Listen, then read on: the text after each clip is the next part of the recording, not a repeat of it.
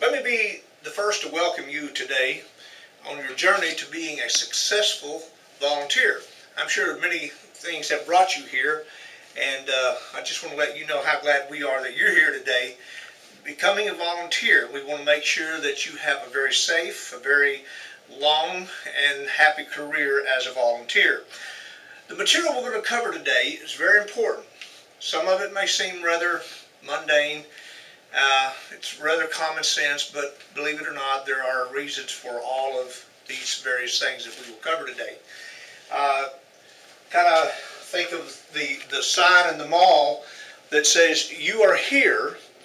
You may be here because you have been recruited to fill a need, or you may simply feel a desire to give back to the community, or you may want to help someone.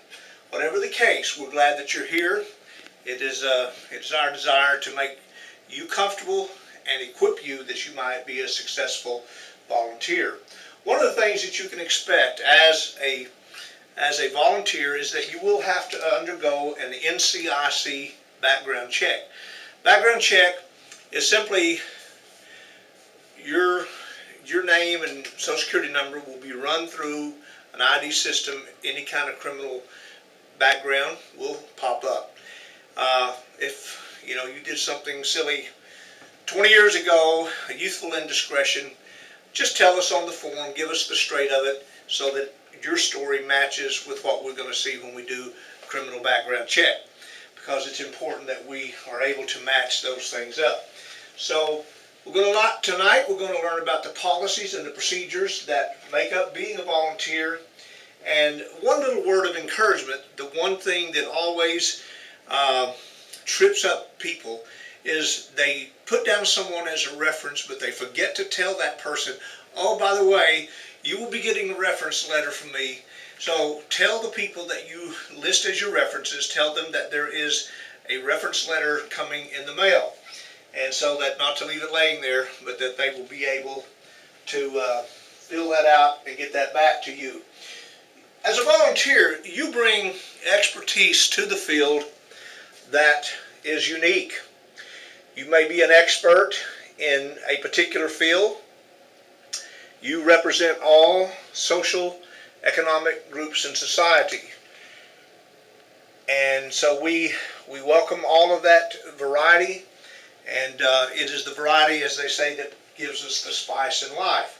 You may be here advocating for some cause that is dear to your heart. You may be here as an educator. You might be here as a clergy. Whatever your particular gift is to give back to the inmates, you are an important part. And you actually are one of the main links. And as we've all experienced budgetary problems throughout this state as well as the whole entire United States, one of the trends in prison work is the work of rehabilitation. And that is simply equipping the inmate and giving them the tools necessary to reintroduce them into society. As a volunteer, you provide a very vital service in that regard. You are one of the ones that is the link between the offender and the outside world. It's important that that link is there. There are some rules that are important for us to follow, because keep in mind that an inmate, he lives in a deprived environment, and as such, there are many things that would be perfectly normal on the streets, but in here they are unacceptable. Basically, if you happen to have read your copy of the visitation manual, you will find that the rules that we're going to discuss tonight are much the same that you would find if you were a visitor to this facility.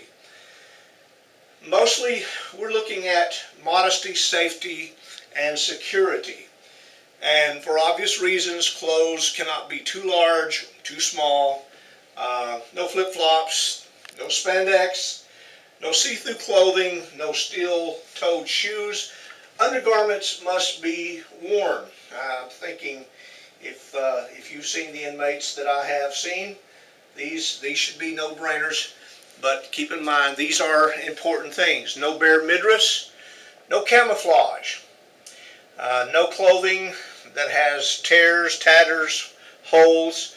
You cannot wear t-shirts or any other kind of clothing that has vulgar or perhaps STG. If you're not familiar with that term STG, we'll be talking about it more throughout the night. STG is Security Threat Group. Many gangs in prison, and sometimes something that you might have bought in total innocence is a well-known gang depictor, and it actually causes great friction in the prison. So we will try to steer you away from those things. If you wear a skirt, and I really don't encourage skirts, but if you wear a skirt, make sure that there's no slit that comes above the knee, 3 inches above the knee, as when you would be standing. Those are things that are just basic modesty that we will be looking at. There are some other things that might not seem to affect you, or you wouldn't think would be a big deal, but no bandanas. Bandanas, of course, are an ideal place for contraband. Cigarettes, drugs can be tucked in. So the fewer things that have to be searched by security, the safer we all are. Volunteers may not wear excessive clothing. Some of the escapes that have happened around about the country have happened as a result of someone coming into the prison with an extra set of clothing, passing that clothing off to an inmate, and the inmate walking out with the rest of the crowd, or some other different crowd, because all of the inmate clothing is of one color, one style, and so if they're ever given access to clothing that does not fit their norm, they could blend in with the crowd. So no 2 shirts, no 2 pair of pants, no sleeveless blouses or shirts.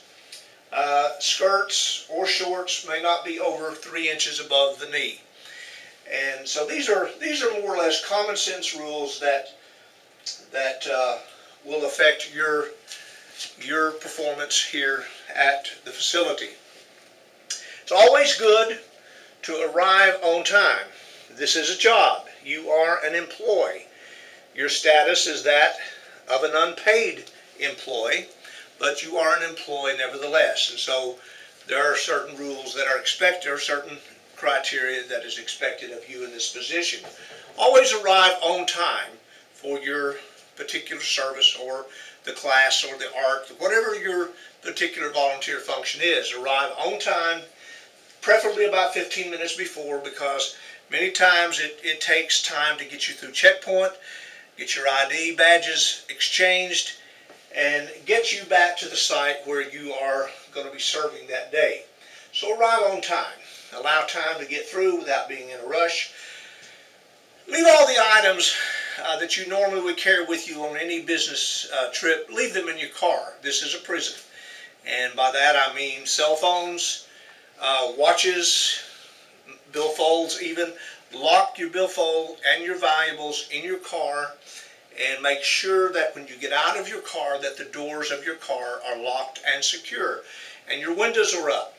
If the patrol sees your windows down, you will be pulled out of your service will be disrupted or terminated, and you will have to go secure your car. Those are very important items. Be sure that when you come in to the prison that you sign in and you sign out. The checkpoint officer is responsible for getting you signed in and signed out. But when you leave, be sure that you take the responsibility of asking the officer at checkpoint, did you sign me out?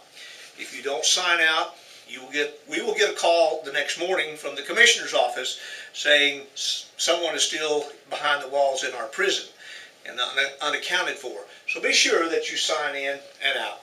Always get your left hand stamped. That is your ticket out. And so you are allowed to go out if your left hand has been stamped with an invisible ink. Make sure that you don't take anything out that you didn't bring in. Inmates will try to get you to take things out, mail letters, bring gum. Be sure, rule is, if you didn't bring it in, don't take it out.